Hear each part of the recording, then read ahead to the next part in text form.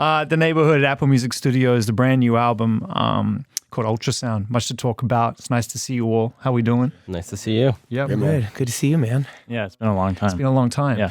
So it's obviously really important to you that, you know, you're showing up in all of these things, the five of you together as a band. And I just want to sort of get a general feeling about how it's felt the last couple of weeks since you guys have come back and started to tell people you're back, and how it feels, Zach. Yeah, it's definitely a mixed bag. You know, it's exciting, but, you know, obviously there's, a lot of things in the ethos kind of hovering over us right now. Look, I mean, there's five of you here. Brandon is here. 3 years ago, that was not the case. Brandon was not in the band at that moment in time. And there's another situation going on here where I'm talking to the four of you with a new drummer. And at some point, I'm sure that was a reality. But Brandon is here, sitting here with the band. Why is that? I think from our perspective, we've seen genuine growth and change in the last few years with Brandon. And yeah, you know, bringing him back wasn't a snap decision, I think, for us. We definitely knew the type of reaction we were going to receive. But from our perspective, we've seen genuine change. And although that doesn't excuse anything,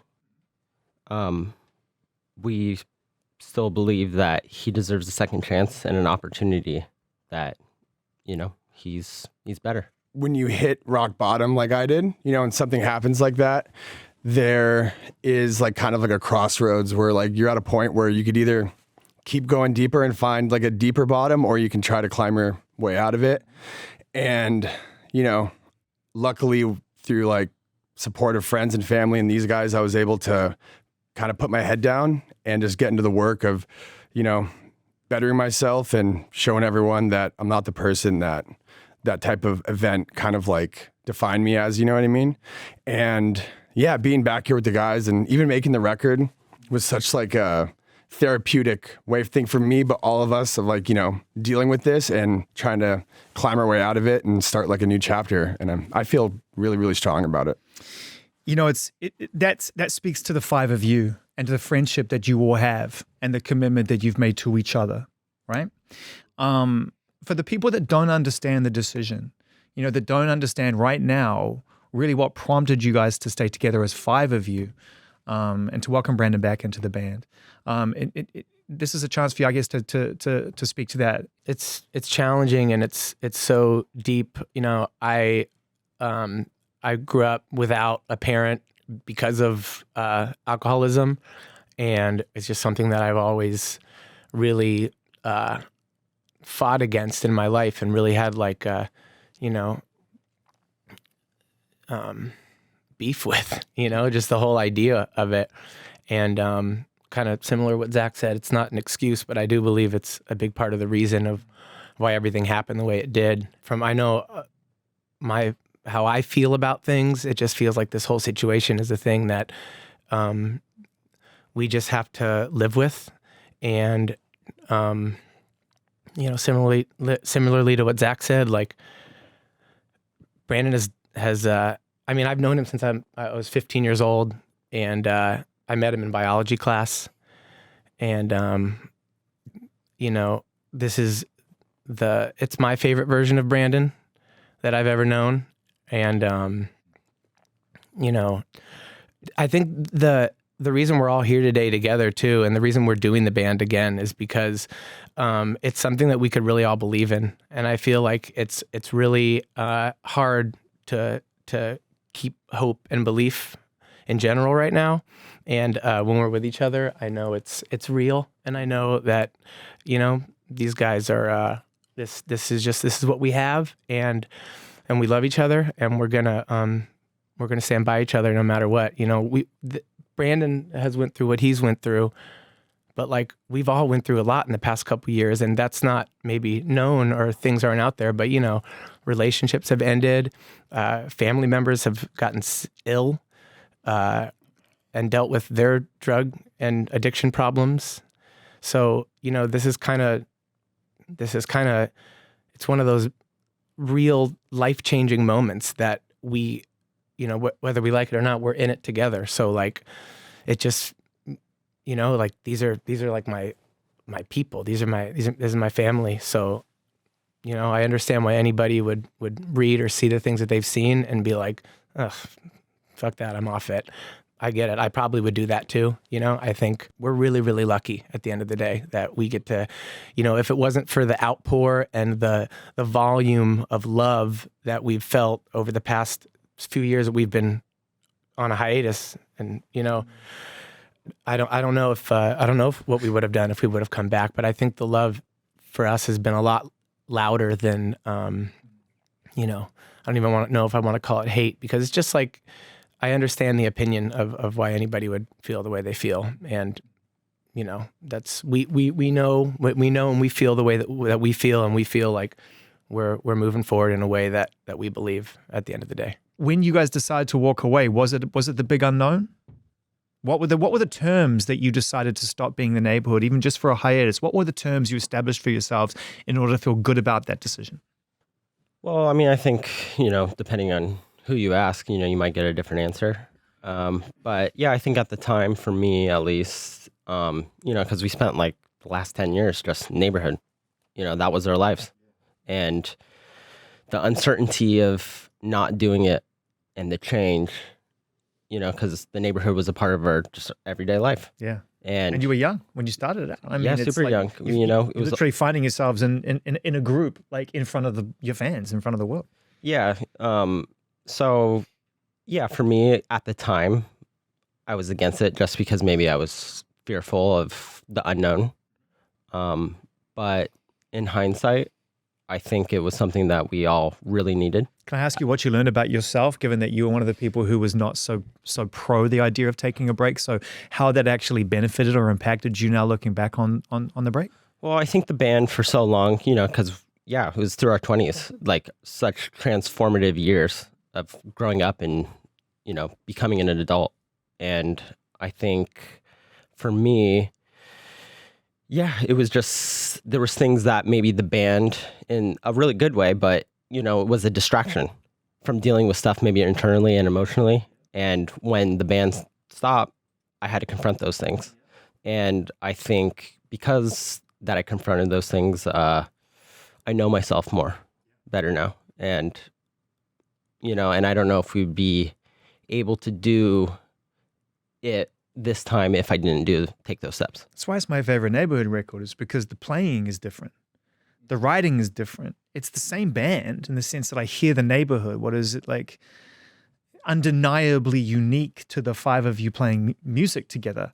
Like Mikey, even on the song we were playing when you guys walked in, A Little on Me, just hearing the way you're playing it, like the way that you're adjusting the very mood of the song, just with your instrument. Obviously, you can do that in any one of your songs, but it seems to have a different purpose on a song like that right now. Yeah, I will say, I actually didn't play bass on that song, but I appreciate that. That was Jeremy, which is probably why it does have a different tonal palette. I'm giving to you. Yeah. It's a good line. And those are also my ADHD drums on there. Yeah, Jesse's playing drums in that track too. Get the fuck out of here. What are you guys doing? We switch it up sometimes. Man, you guys are making it very tough for me right now. This whole line down. You know what I mean? Like, Jesus Christ, which one are you singing on? Like, what are you doing right now? Well, great drumming. You know, I'm Jesse's a fire drummer. good for a little he's a rocker. There's a looseness to it. Yeah. When I met Jesse, we actually went to our friend's house. We were in high school, and we like got brought to like a room. We were like hanging out, and like Jesse got on the kit, and I don't think he even knew I played drums yet. And I saw him play drums for the first time, and I was like, "Oh, this guy's really good." And then I saw him get on drums, and I was like, Yeah. I'm never gonna do that again. Didn't you guys connect in high school because you were like tapping on the desk? yeah, we were like, I used to like, as on a desk like this, I'd always like, you know, ADD, just be like sitting there like teacher, like jamming. And then I think I was jamming, and then like Jesse picked up what I was like throwing out, and then he like joined in, and then we kind of like looked at each other and like, Shit, you guys were like locked in. Tony Thompson and fucking Phil Collins. Yeah. In biology class. From what I remember, I was sitting in the front, Yeah. and I thought I was playing a beat, and then when I stopped, I threw in a you, fill? you gave me like a 4-bar fill from the back of the classroom. Never seen this guy, and I literally go, Yeah. I love that. So funny. I always feel like you're kind of running from yourselves in a strange way. I don't know if that makes sense to you, but like every record to me feels like a bit of a reaction to the last one of like, no, we can't be that band. We don't want to be that band. And where are we going and what's going on? It's a bit loose, but does that make sense? Yeah, for sure. Yeah.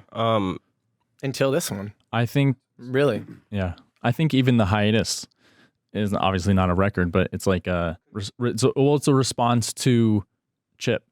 Because I think we were tired of being in the Neighborhood for a little while. And we needed that hiatus to come back and to create ultrasound is like, it feels the most pure to what the Neighborhood is. It's like a callback to all of our records in a way, like the best parts of everything. So What it should be, right? Like you learn and then you apply the things you've learned and maybe let go of a couple things on the way. I think every record is like that for any artist, right?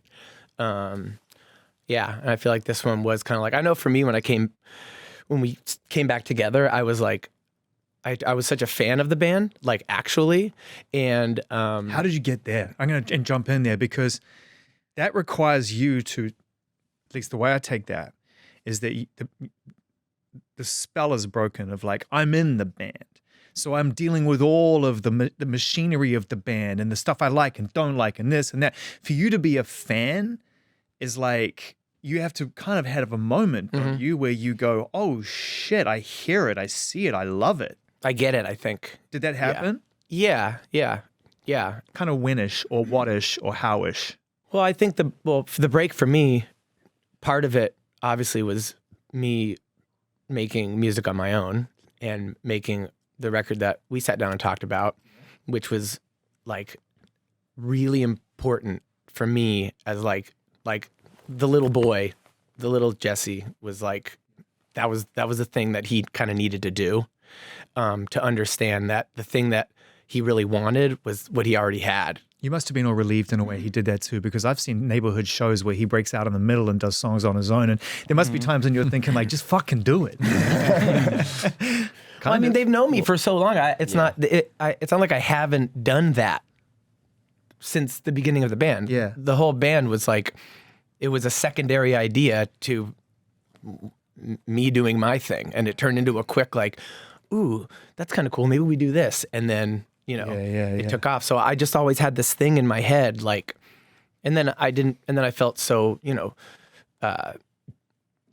like committed and responsible to be part of the band, and with our relationships and our contracts and all that kind of stuff. So when the contract part was over and I knew we were doing all okay enough to where nobody was gonna go hungry, I was kind of like, okay, hold on a second before I dedicate another decade of my life to this. Like, I gotta take a second away. And I really was kind of entering the unknown more than anything, but also I make music no matter what. So I knew that was gonna happen. But to really get back to your question, I feel like that playing live and getting off stage helped me really be like, oh my God, I just want my friends so bad. Because you could have a good show, you could have a bad show, but nobody was there to share it with you. So you get off and you're just kind of like, okay, I guess I'll watch the social media videos back now and see how people felt about it, which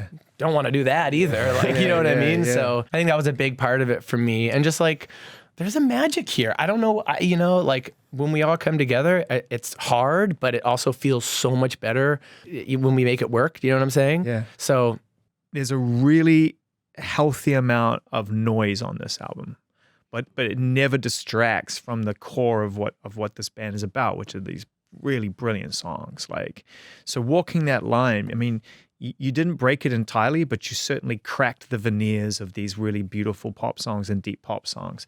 Let's just talk about how you did that, because I know that you're all really producers in your own space. You all are heavily involved in the production of it, but you came back together with Justin again, which is going to make fans really happy. And we'll touch on Wiped Out a little bit later on, but there is some relationship in a weird way to Wiped Out on this record a little bit, right? Sure. Yeah, we went with the same producers who did Wiped Out with us.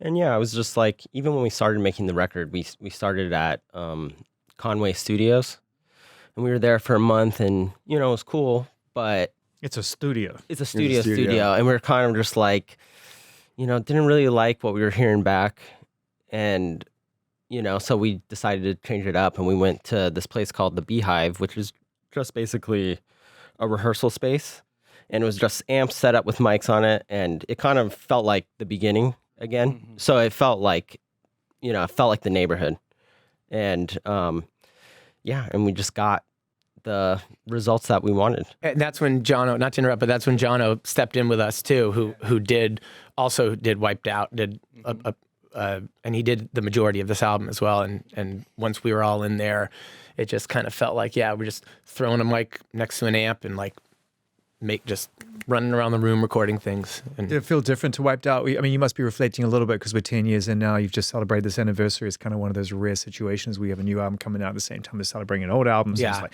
this is, you Wiped Out, keep it moving. Exactly. But we try to do an ultrasound sandwich around Wiped Out. Exactly. But really this one, but also this one. But then, But I remember when I think you guys came around to my house. I was renting at the time in LA, and we listened to Wiped Out for the very first time. And I remember you guys seemed kind of bummed out. Just to be real about it, you were tired. We were. Yeah. Well, I mean, it's called Wiped Out for a reason. Yeah. 'Cause, that's how, it was sorry. it was just I need bomb control. physically, emotionally exhausting. Yeah. To make that record. But so many good memories though along the way making it.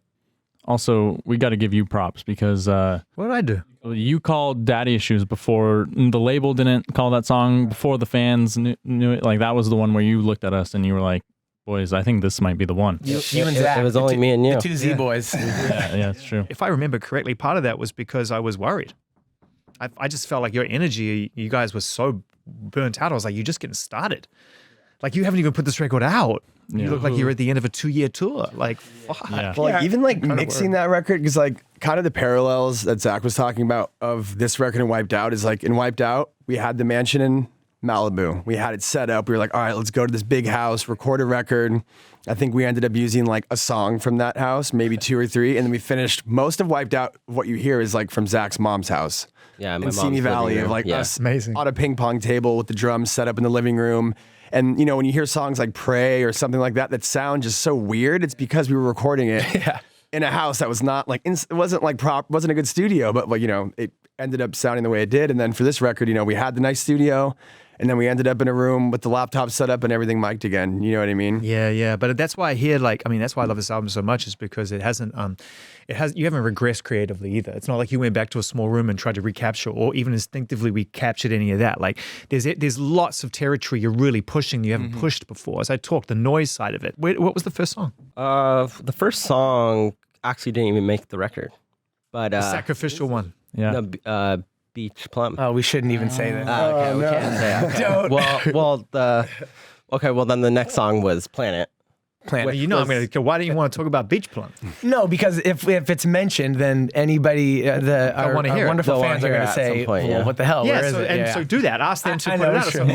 sure. Honestly, we're still working on it. We're trying to get it to. That's a good answer. That's it's not ready yet. It's like the hook seems pretty fire, but the verses we've always been figuring out how to make it. Anyway, but Planet ended up being. Planet was. Yeah. It was kind of like Jono, who produced Wiped Out with us. Yep. Haven't talked to Jono for years at this point. Get a random text from him, and he's like, "Dude, let's just make music." And I was just like, "Yeah, dude, I love making music with you." and he just like came over, and and then Jess kind of got word of it, and then I know Jess is kind of like, "Well, I want to be there," and and then Planet just kind of happened, and Was that one of the first like beats you guys made? No, Because I came over months after you guys had already been rocking out. Yeah, no, I think we made that together, right? Or no? I was Did there? we have that before? Oh, good point. But you were working for a while before you even got involved. So hang on, were you thinking Neighborhood?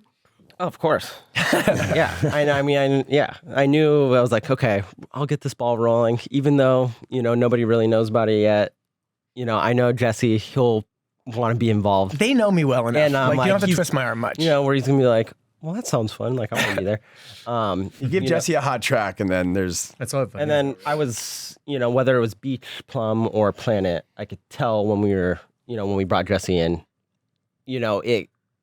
we had those moments of like, oh my God, this is this is how it's supposed to feel.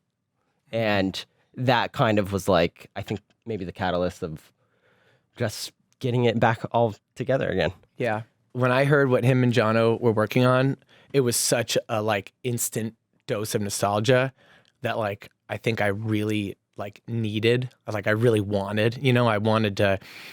Things were so uncertain at that point, obviously, like as we discussed, like what the hiatus like led on, and I was just like so free floating that like felt nice to have something that reminded me of like home per se, you know?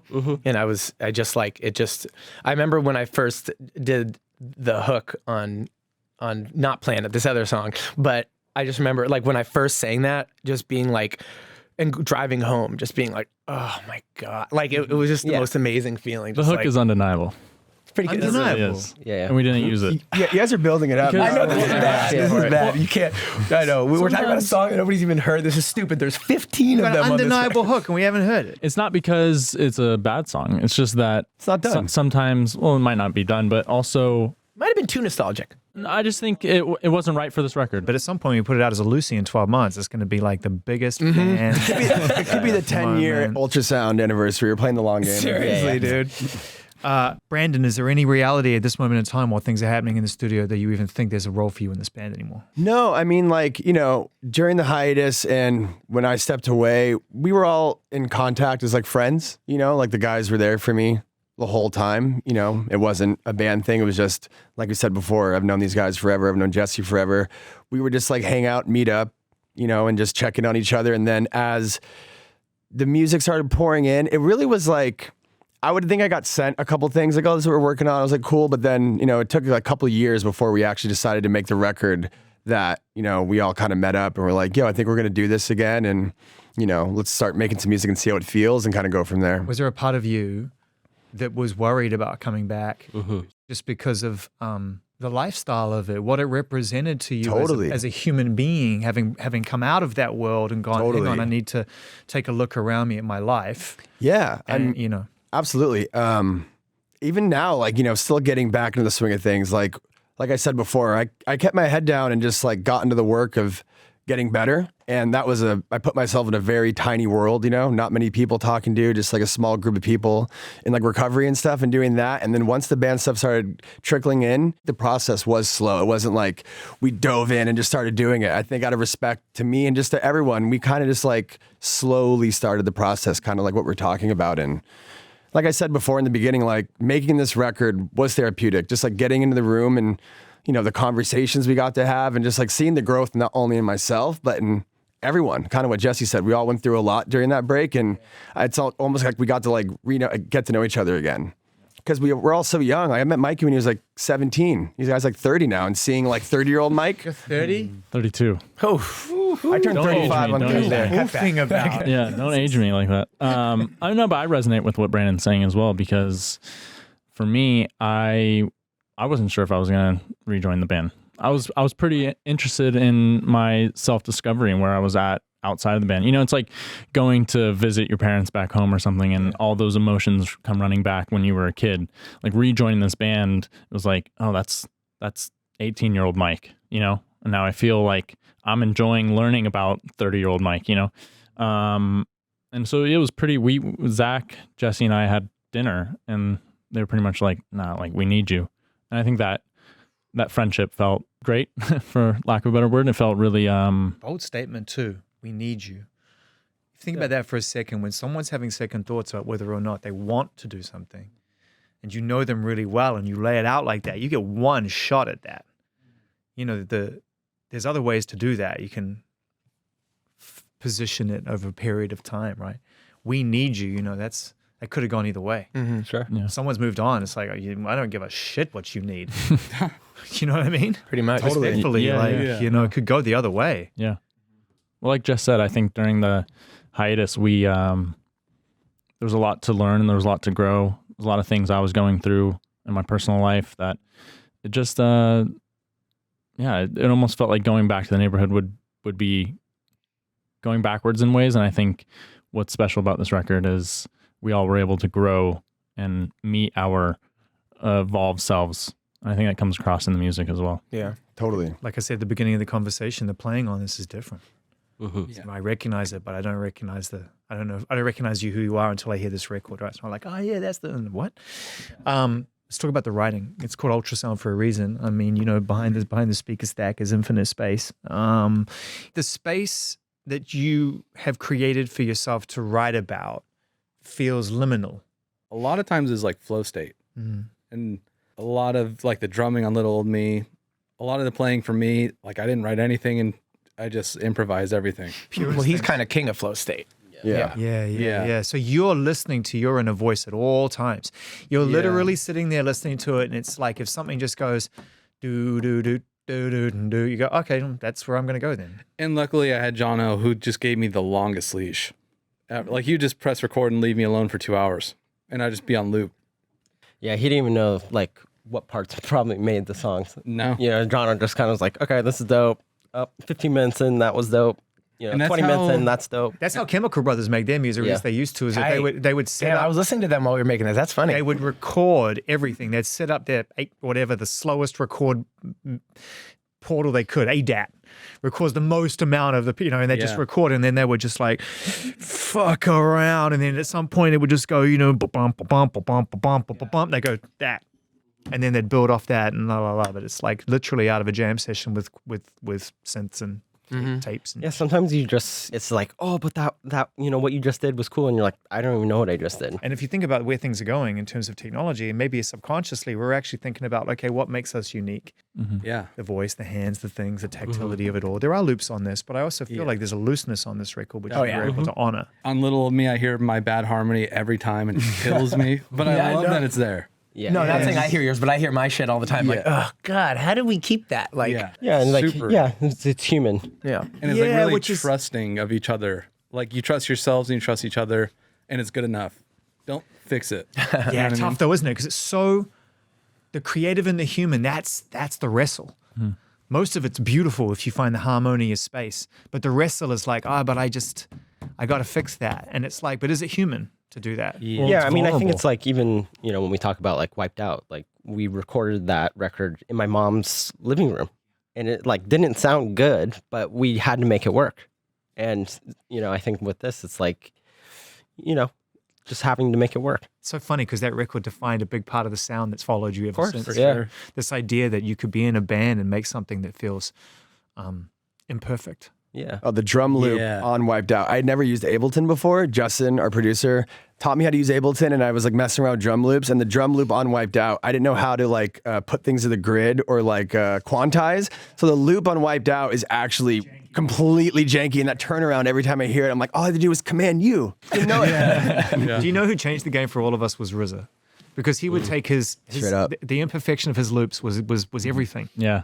You would hear things skipping half a beat or a grace note be lost there, or even sometimes you catch the first little bit of the first beat on the next loop that he then cut and beat. Yeah. Like, what the fuck? Little clips in the right places. Yeah, we're all trying to make Pete Rock perfection, and he's sure. just like, nah, fucking loop put out fucking make it raw. sound Yeah, gross. the rawness of it. It's hard to replicate. You can be a cover band and do everything perfectly, but like doing everything with the human aspect of it, the spirit. Has a flavor. But you're really good now. You can all play really well now. So, I mean, with the exception of Jeremy, who obviously is like, in flow state. I mean, how do you reject those impulses? How do you reject those impulses to be as good as you are now? Right? At the end of the day, you want to be fucking great, but also you want the record to retain some of that imperfection that makes you band your band. Yeah, I mean, I think the imperfection is what makes us distinct. Yeah. End of the day. Totally. Yeah, I wouldn't say, I mean, I appreciate the compliment. I wouldn't say that I feel good, or like better now as a musician. I think it's the being okay with the imperfections and being okay with that and showing the vulnerability that comes with is a different step that I don't think any of us really wanted to take the first time around. Like to Zach's point, we had to finish Wiped Out because we were under contract. Like we did not have to make this record. And you pay for yourself, right? Or self-financed. So, okay, let's talk about the mentality of being captains of your own destiny in that situation and not necessarily deciding to make a creative sidestep because the label and you and the audience, you feel like you're out of step. Okay, hi, I'm Chip Chrome. Great decision in hindsight. At the time, reactionary. Nothing to react to here except the desire to be in the room together. You're on the clock. You're aware of your budget. You know what you've got to spend, right? That's about it, right? The rest of it is make it up as you go along. Well, am I simplifying it too much? I think to me, the main like prompt was really like with how much bigger we've become in the years that we were gone, and how many more songs have emerged. It was kind of just like, I remember sitting with the guys early and being like, yo, it's really pretty simple. Like, here's our top 15 songs. We're going to probably go play venues that probably are going to be about this size and be like this. Let's just fill in the blanks. What would you put between these songs that we know we're going to play? And it's not like we strategically sat there and was like, okay, so between Daddy Issues and Reflections, it wasn't like that methodical, but it was just a broad thing to make it like, that's all we're doing. I've never heard that come out of it. In fact, if anything, I got a sense if I ever made a reference from one album to one previously, you'd immediately all start sort of clawing at you. 100%. Yeah, we probably would have back in the day. Yeah. I love it all now. Did the acceptance of your music in the time that you were away, the fact that you're sitting down with, our buddy, and he's like, guys, you're not going to believe this shit. The streams are like 3xing on this, 5xing on that. You guys have got platinum albums now. This is all facts, by the way. I'm only speaking facts. How much did, like, real talk, acknowledging that, how much did that make a difference toward you being okay? Like, yeah. Like, it helped a lot. I mean, it just... Because you were, just to finish my thought, for the longest time, I've said this to you before, and I always felt bad saying it, because it was said as a friend, I'd always be like, man, it's like you guys don't get enough credit for starting something, particularly out here on the West Coast, I feel. It's a shitty thing to have to say to a band. You'd rather say, hey man, you're fucking killing it, rather than you don't get the credit. That's shitty. Like, the underrated tag sucks. So it must have been nice to be rated. I think it took the pressure off too, Yeah. Like, especially going in this record, Jesse said we didn't have to make the record, and then going into this record, we had the success, we had the hits. We could have just done a reunion tour and played those 15 songs and, called it a day. But I felt like we wanted to make new music just because that's just like who we are. We're creative people. We wanted to put something else out there. And I think while we were making it, we're like, oh, we got the hits. Let's just make a Neighborhood record. There wasn't like, still don't have a hit in Sweater Weather or something. Let's try to get another one. That's what I'm asking. Like, can you acknowledge now that it was really important that you felt like you'd had hit songs and people actually appreciated your band to scale? Totally. Definitely feels good. Yeah. I think a maturity, like being older, kind of like and able to be mature and like look back at it and finally be like, oh, we could pat ourselves in the back. When you're younger, you're like, oh, it's not good enough. Like, whatever. Also, these things that we didn't think were good enough turned out to be great enough for a lot of people. So it makes you look back like softcore, bro. Yeah. Like, don't get me wrong. I love softcore. I got my little auto-tune on there. I'm doing my whole thing. But like, that song was not a song that anybody would have ever been like, I'm put the money on that one. You know what I mean? That's a D side in my head. Yeah, you know what I mean? So it was like, to have that happen was just like, we don't know anything. Like, okay. Surrender. Cool. Like, all right. That song was the last song we wrote for that record. It was like 3 days before we were done in the Because studio. music is physical. We don't see it unless it's in our hand. That's why we hold vinyl so precious, because it's the closest thing to perfect physical manifestation of music. It feels like the perfect size. Yeah. Oh, cool, and you can do shit with it. But we've just kind of created an invisible space for music to move at a really fast pace with billions of fucking ideas all the time. But all of them have a physical presence, just like a plant does or anything else. It's like this does or whatever. Like, it's finding people all the time. Yeah. I want to talk about Love Bomb. Can you tell us a story about making Love Bomb? I really wanted Jesse to vibe with it, and I don't know if it clicked with you right out the gate. That one was pretty quick. Oh, it was? Okay. That was pretty quick. I remember listening to that beat a lot in my car and like writing like, I think I wrote like 4 different versions of that before it actually ended up being what we use. Yeah. And leaning into that theme that I think a lot of people have kind of connected with in your music over the years, and there are great artists who write in this space, this idea of obsession, this idea of like, being unable to sort of like reclaim your sense of sanity and you know what I mean? Yeah. Yeah. Definitely some of that in there. Let's talk about you as a writer of words and a capture of feelings and emotions. And obviously the idea is to not know yourself too well. But do you know what makes your voice unique now? Do you have a good relationship with, the voice that comes out in your writing? Yeah, I could only just put it, when you ask that, all I'm thinking is in context of what the 4 of these guys do to surround my voice or to lift it up or to bury it at times, you know, for me to have to yell over them, you know, or sing over them. It's like, you know, we all grew up in garages playing music where if you were the singer in the band, you couldn't hear shit.